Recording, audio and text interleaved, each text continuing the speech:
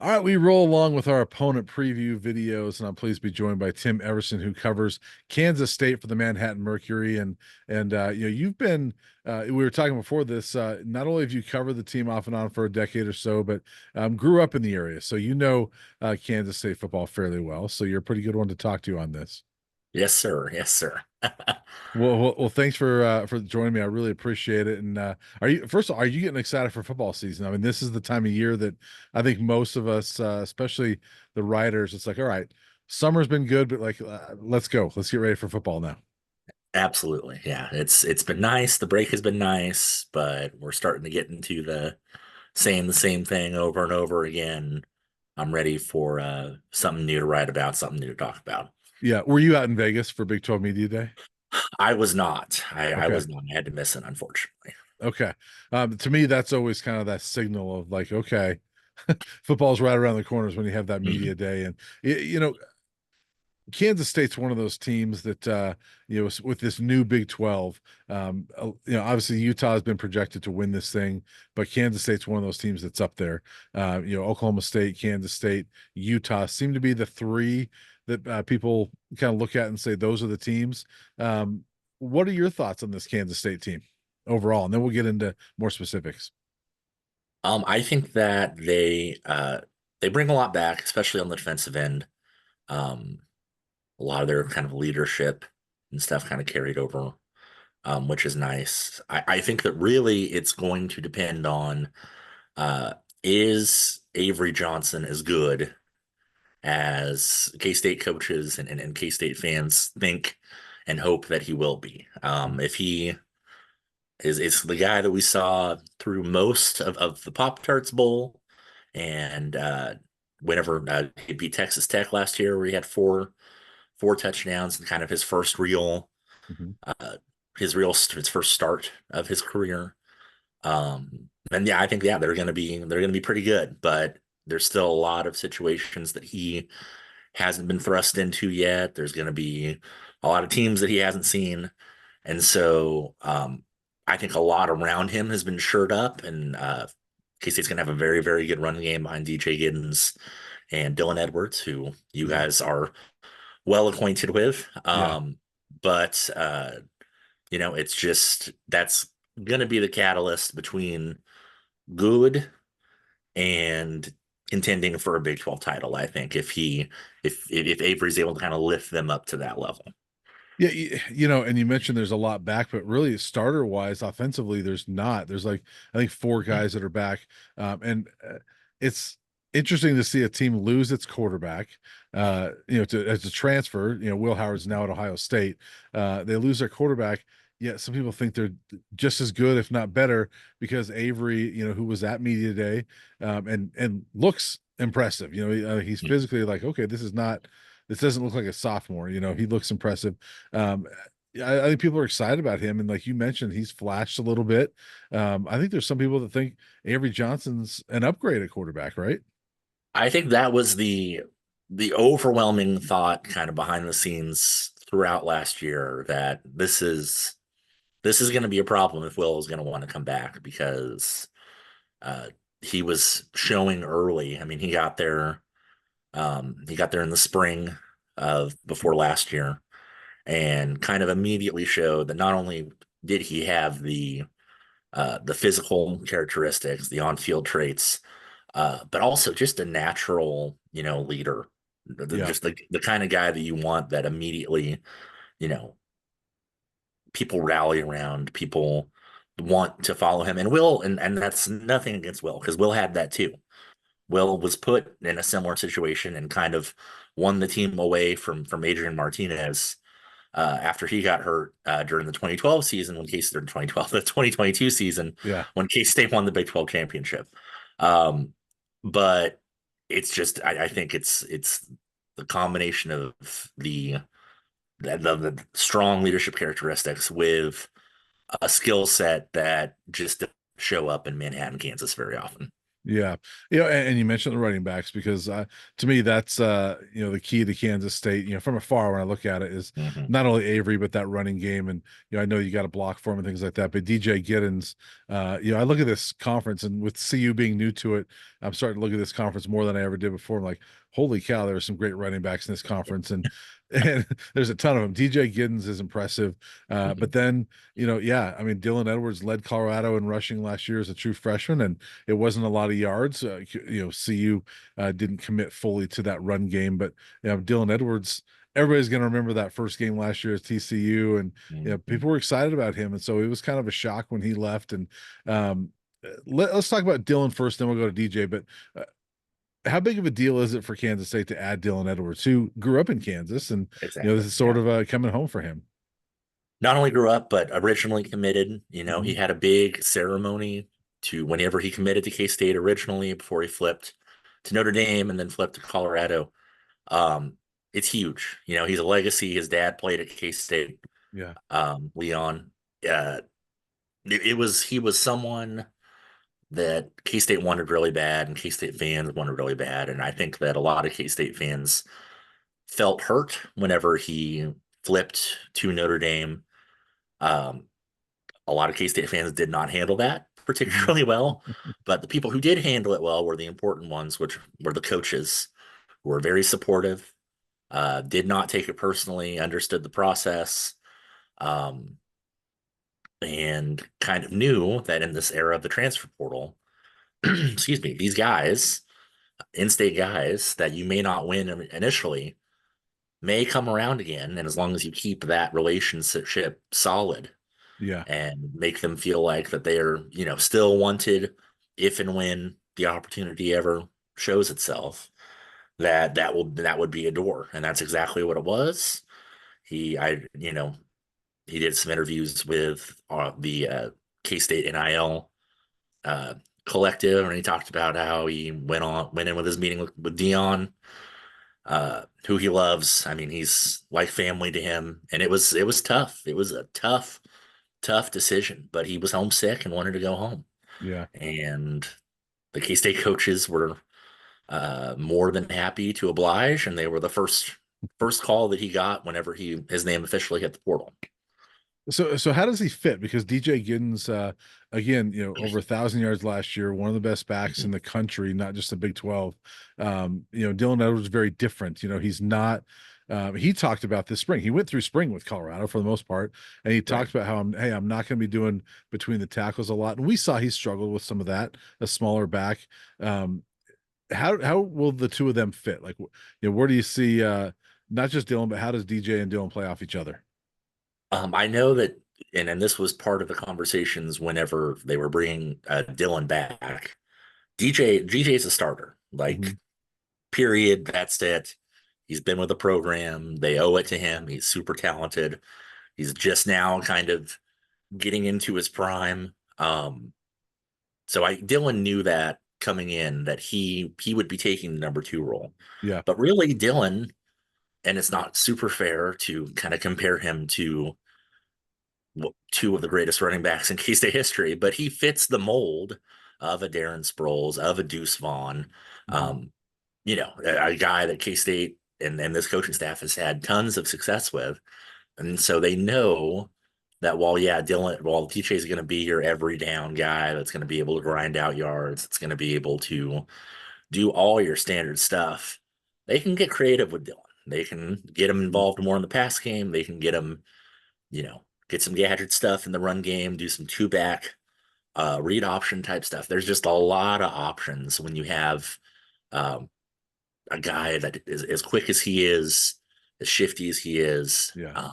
And then they have to, having him along with DJ, who is, bruising but still fast, and then Avery, who has is maybe the fastest person on the team, according to some players. I'd love for there to be like a race or something that the media could watch. I think that every program should do that. Right. Um, I mean, there's some potential to be some real fun and real scary for defense options out there for those three guys on the field at the same time. So I think they're going to get creative with it. Yeah. New offensive coordinator Connor Riley was the offensive line coach. I guess still technically is. Um, and so a guy who loves the running game, loves to run the ball. They're going to find ways to get both of them involved, and I imagine quite a bit.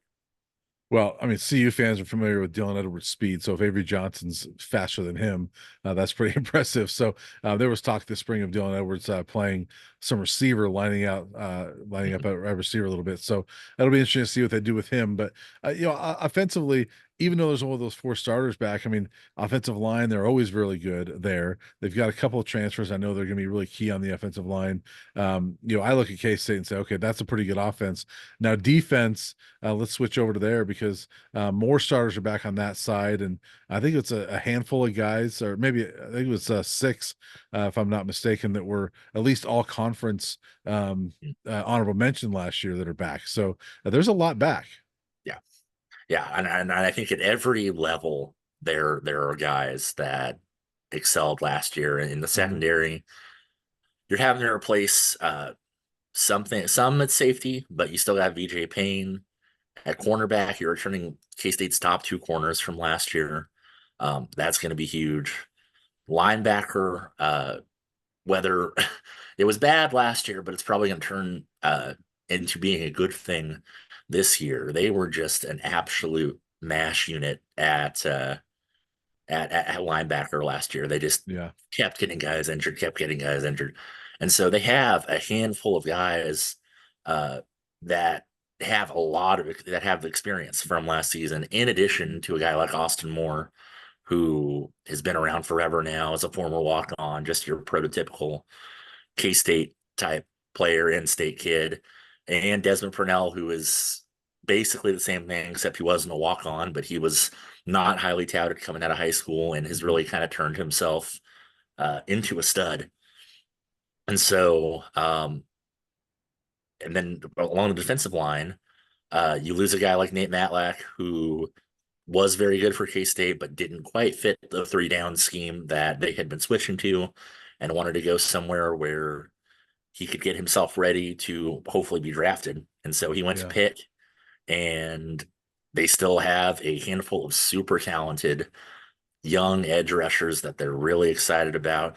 And then a huge piece in the middle in Usu Seumalo, um, who is still, who, as a defensive tackle, a handful of years ago, played quarterback at his high school in Hawaii and is still kind of in the learning process, but has all of the measurables to be dominant. And so that's going to be kind of a huge thing right in the middle for those K-State defense. They didn't add a whole terribly lot from the transfer portal, but the stuff they did sure up, whether it be in the secondary, they have some talented guys that they're really excited about. And then there's just more young guys that got some chances that should take an even larger role this year. yeah. I actually met Uso in March because I was out in Manhattan for the NCAA women's basketball tournament. Colorado played out there, and he was one of the He, students helping he out was an with intern for the, yep, yes, yes, yeah, he for media was. relations. So I met him like, you're a big dude.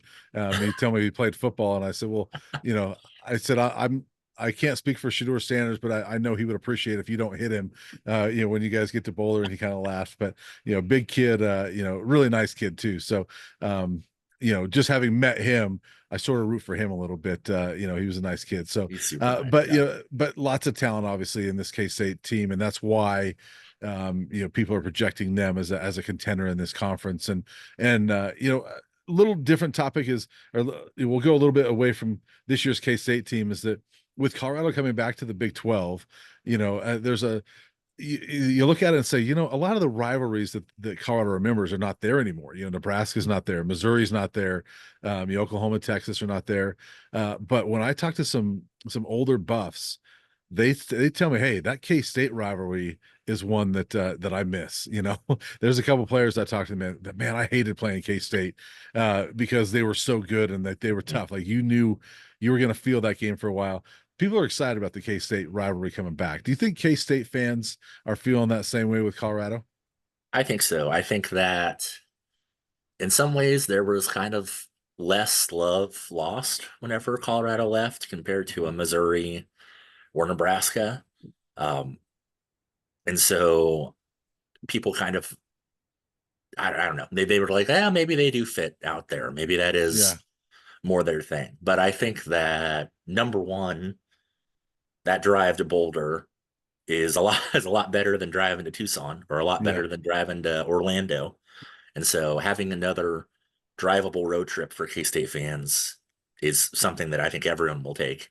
And then yeah, there's just the history. I mean, Mhm. that it's a long history, Yep. and that those opportunities to kind of keep that become, are getting smaller and smaller for everyone who isn't, the Big Ten or the SEC. And so to kind of bring some more of that back in there, we're probably, we're never going to be in a conference with Nebraska again. We're never going to be in a conference Right. with Oklahoma again, Hmm. but most likely. So to kind of salvage what you can of the history of the Big Eight and the Big Seven is worth it. Yeah. But I did the drive to Manhattan, by the way. I didn't love the drive back. It No, it had snowed the night before. It was not great. So oh no, I'm not looking forward to, well, I'm not going to drive because they're obviously coming here this year. So, but yeah, not a drive that I loved coming back, but not a bad drive out there. So, but it's drivable. Like you said, it it's is a drivable. 7-8 hour drive. And, I know, again, like I said, a lot of Buff fans are excited to be in the same conference with Kansas State. I'm glad that they're on the schedule this year. There's a couple of those teams that are not on the schedule this year that uh, the Big 12 teams, but I'm glad K-State is. I think it's gonna be a fun game in Boulder. And um, what do you think about I mean, ultimately, what do you think about this Wildcats team? Like, where do they end up? Is this a team that is going to be in the Big 12 title? Do you think they're going to be in the playoff? What do you think? I think that they should. I mean, it's tough because I don't think I think it started to creep up a little bit, but I thought that people were really sleeping on Oklahoma State with all everything they had coming back, and obviously Yep. led by Ollie Gordon and everything. That's and obviously Mike Gundy's a great coach. They're going to be formidable. Utah is Utah. You guys are obviously way more familiar with them than Yeah. we are, but they seemed built for the Big 12 before they got here, and so they're going to be formidable. And then you just don't know a school like KU. Are they Mm. gonna they have the talent? Are they gonna be able to stay healthy enough to kind of push their issues out of the way to Yeah. contend? Iowa State returns almost everybody and is exciting. Are they going to be able to put it together as Matt? Are they able to get a 10-win season for the first time in their school history? Right. Um, there's just so many things. I mean, will UCF jump up? It's just so tough. If I Air had to put money on Arizona. it, Arizona's in Arizona, that I completely conversation forgot. too. Yeah. Absolutely. Hmm. Should be near the top of that discussion. Yeah. If I had to put money on it, I just feel like, Chris Kleiman nationally, I think is still underrated, Hmm. but I think is more and more uh, becoming known. I think that Avery is the real deal, just based on, and maybe it's just being around it too much, and we'll see. But I just feel like he's got that special thing, Yeah. um, and they're just really solid around him. I will be. I think K-State fans will be disappointed if they're at least not in the conversation of playing their way into the Big 12 title game near the end of the year. Yeah. As far as getting there and winning it, I feel like that's you might, that just may be the way things fall with how crazy this conference is, but they should be in the conversation at the end of the year for sure. Yeah, I imagine if they're not in contention for it going in the last couple of weeks, that's where K-State fans will be like, That's what's disappointment. what's happened, 100%. Yeah. Yeah. So yeah, it's gonna be interesting. And I look forward to seeing you in Boulder, and the Wildcats in Boulder later on this season. I think week 5 or game 5, whatever it is. But I've never um, been. I'm excited to yeah, go. it's I'm it's a excited to great go. place for a game. I had never been to Manhattan. I didn't see football, but obviously the environment for women's basketball is great, and the I could see into the stadium. It looked pretty cool. So looking forward to that Mhm. trip at some point soon. But you'll love Boulder. Boulder's a great place, and I'm excited. especially that time of year. I think it's early October, right? I believe so. Yeah, so that's a Yes. good time of year to come. So look forward to seeing you there. And Tim, thank you very much. And we'll see you later on this season. Sounds good. Thanks, Brian.